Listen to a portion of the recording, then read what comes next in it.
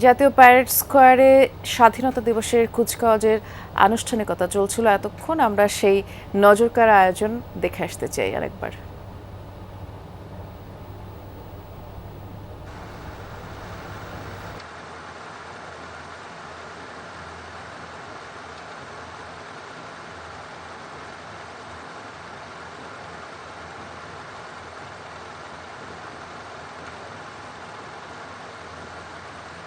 সেই নজর করা যে সেই আয়োজন সেটি একটু আগেই আসলে সম্পন্ন হয়েছে, শেষ হয়েছে।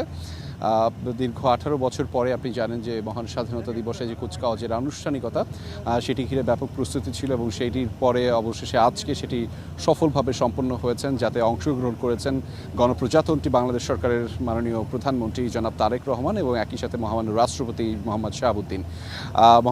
মোহাম্মদ শাহাবুদ্দিন অর্থাৎ রাষ্ট্রপতি, তিনি একটু আগেই সকল ধরনের সালাম এবং অভিবাদন গ্রহণ করেছেন বিভিন্ন বাহিনীর পক্ষ থেকে। এই মুহূর্তে যেই আনুষ্ঠানিকতা আসলে সেটি সম্পন্ন হয়েছে। এই মুহূর্তে মহামান্য রাষ্ট্রপতি তিনি সশস্ত্র বাহিনীর বিভিন্ন কর্মকর্তাদের সাথে সৌজন্য সাক্ষাৎ করছেন।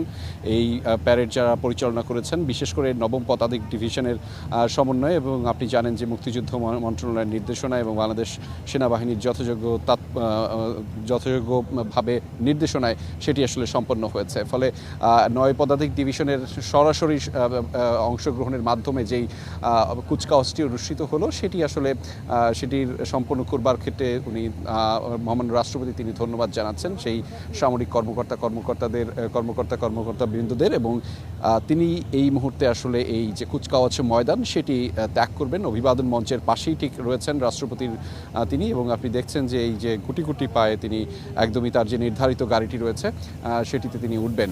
তবে তার আগে আমি একটু বলে রাখি যে এই কুচকাওয়াজ ময়দানে সশস্ত্র বাহিনী অর্থাৎ 3 বাহিনীর সমন্বয় ছাড়াও বিভিন্ন আইনশৃঙ্খলা রক্ষাকারী বাহিনীর সদস্যরা এবারের এই আয়োজনে অংশগ্রহণ করেছিলেন। আমি এই দেখাতে চাই এই মুহূর্তে প্রধানমন্ত্রী তারেক রহমান তিনিও কিন্তু উঠেছেন। হয়তো তারা প্রধানমন্ত্রী তারেক রহমান এবং মহামান্য রাষ্ট্রপতি তারা আলাদাভাবে কথাও বলতে পারেন এবং সেখানে সেই কার্যক্রমে অর্থাৎ উঠে আসছেন, অর্থাৎ অভিবাদন মঞ্চের পাশেই এই মুহূর্তে আমরা প্রধানমন্ত্রীকে দেখতে পাচ্ছি, যিনি শেষ মুহূর্তে অর্থাৎ এই কুচকাওয়াজ ময়দান ছেড়ে হয়তো তিনি স্থান ত্যাগ করবেন এবং তার আগে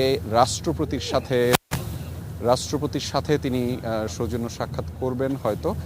না, সেটি আসলে তিনি করছেন না। এই মুহূর্তে তিনি তার নির্ধারিত গাড়িতে উঠবেন এবং তারপরে তিনি এই কুচকাওয়াজ ময়দানের যে স্থানটি সেটি ত্যাগ করবেন। এর আগে রাষ্ট্রপতির স্থান ত্যাগ করার কথা রয়েছে। তবে আমরা দেখছি যে কুচকাওয়াজের ময়দানের অর্থাৎ অভিবাদন মঞ্চের ঠিক সামনেই প্রধানমন্ত্রী তারেক রহমান তিনি একটু অপেক্ষমান অবস্থায় রয়েছেন। এদিকে মহামান্য রাষ্ট্রপতি তিনিও আসছেন, আমরা দেখছি।